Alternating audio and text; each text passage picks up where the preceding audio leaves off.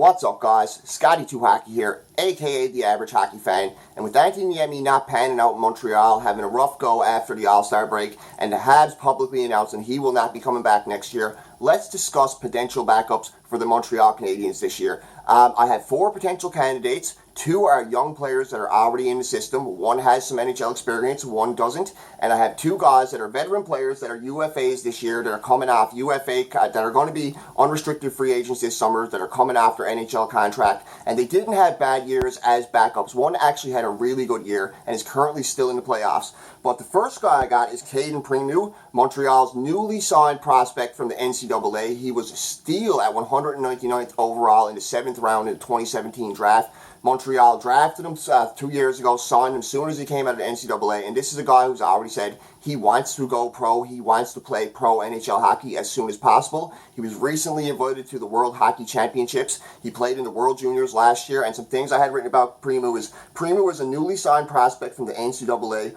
who won the Mike Richter Award for the best goalie in NCAA Division I hockey. He had 25 wins in 36 games with a .933 save percentage, and he has been named to Team USA at the World Hockey Championships. He was signed by Montreal as soon as he came out of NCAA, was sent to Laval, but didn't play any Laval games. As far as I know, he didn't. And the next guy I have as a potential candidate, I don't know if people are going to agree with this. Some people like him because he showed flashes of brilliance last year. Some people don't think he's solid enough and consistent. Is Charlie Lindgren. He's a guy who, in the NHL, actually has decent numbers. He's only played a limited amount of games. He's been around for 4 years in the Habs system. He had a great year one year in St. John's. I believe it was 2015 or 2016, where he looked really good in the AHL. He looked poised to be the Habs backup down the road, but it didn't pan out because his next 2 years in the AHL, he had a subpar season. He didn't have winning seasons, and he had below 900 save percentage. So as for Lindgren, last year in Montreal, he did show some flashes of brilliance, but I'm not sure if he's ready to be the consistent backup or he's just going to be our AHL starter for a while. He also comes out of St. Cloud University, where Ryan Poehling is from, so maybe him and Ryan Poehling could have some good chemistry in the dressing room. And he played the last game of the year for Montreal, and after a shaky start to that game, he didn't look bad at all. And as for Lindgren, in 18 career NHL games in Montreal, he has an 8-8-2 record, a 2.89 goals against, a .912 save percentage. He showed flashes of brilliance last year for the Habs, but struggles with consistency and is subpar in the AHL with his numbers the past 2 years, despite having a good rookie season in the AHL.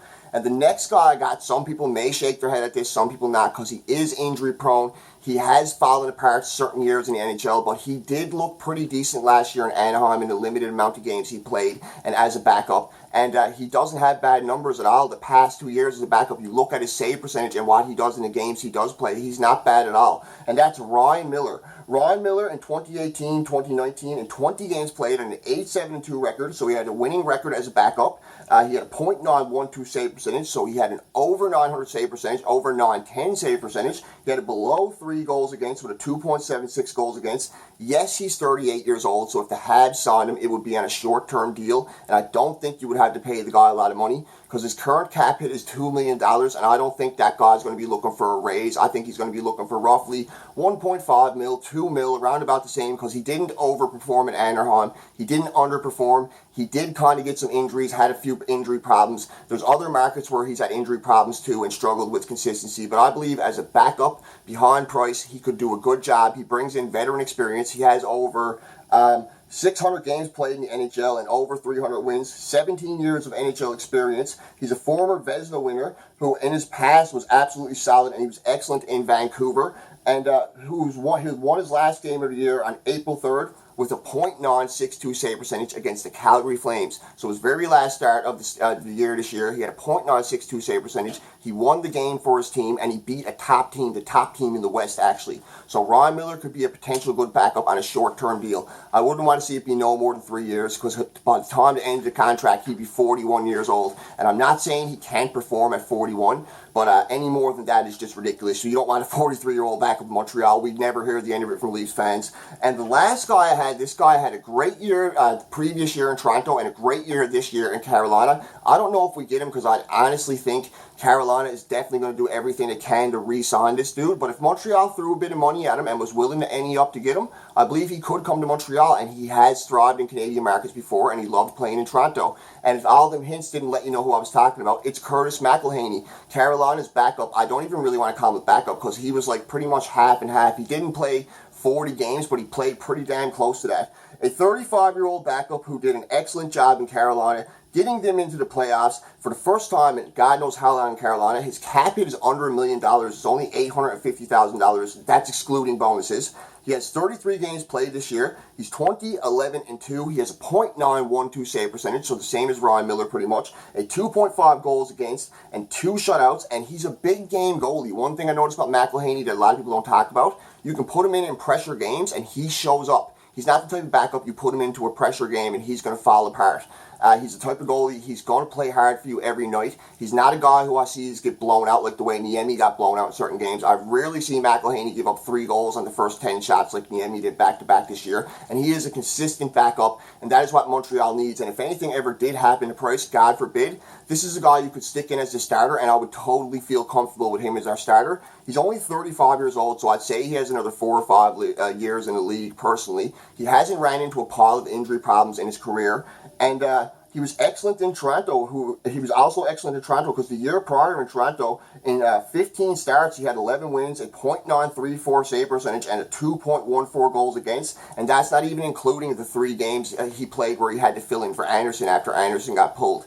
So this guy is a potential great backup. The Habs would have to throw a few dollars at him. His cap hit right now is $850,000, but I believe this guy deserves a big raise. If Montreal wanted to bring him over, I'd be comfortable with a 3-year deal, $1.5 million. I don't think you should go any higher than that on a backup goalie, but the Habs can definitely afford it, and this is a very, very important position. It showed down the end of the season how badly a backup could have helped us that actually filled in, and because Price had to play his heart out. He started over the last 20 games. The only 2 starts in the game he had after the All-Star break. He gave up 3 goals on the first 10 shots in both games and pretty much put us out of the game in the first period. So Montreal desperately needs a consistent backup. I know a lot of people don't see it as big of a position, a role that we need as bad as other roles, but I feel that this is a guy that could definitely help us if we signed him. Now, as for Caden Primo, a lot of people saying he should be the backup. He's a great young player. Why not bring him up? I don't believe bringing him up would be a smart idea because bringing him up, he's such a good player. He could perform at the top level and push Price for his job. And we have Price on a long-term contract, and we just don't need controversy between Price and a young backup. So I say give him a year or 2 to develop. Bring him up then, give him a year or 2 as a backup. Then Price is coming on the back end of his contract. He'll only have a year or 2 left in his contract, and you'll be able to slot Primo in there as a starter if he's ready to be a starter, which I believe he will. So I hope he's a starter by the time he's 25. But anyways, guys, these are some potential backups. These are my 4 candidates I think could possibly be the backup for Montreal. I'm sure over time, over this summer, with more names coming out and stuff, and after I look at a few players in the KHL and guys that could be brought over from Finland and stuff like that, there are other potential backups, but these are the 4 guys personally I could see starting in Montreal next year. Out of all of them, the last guy I would want to see start, it's sad to say, is Charlie Lindgren, but it's not because he's a bad player, it's because he's inconsistent and you don't know what you're going to get with him every night, and I would like more consistency, like what Ryan Miller and like what Curtis McElhaney bring, and like what I believe Primo will bring in the future. Anyways, guys, I hope you enjoyed this video. Don't forget to like. Please subscribe. Feel free to leave a comment with names that you think could be backups because I could use them in future videos. Some good ideas would be great. And don't forget to subscribe and ring that bell for upcoming recaps and upcoming videos. This is Scotty2Hockey, a.k.a. The Average Hockey Fan. Thanks for enjoying my video. Have a great day. Enjoy your day, folks. Go Habs, go. Woo!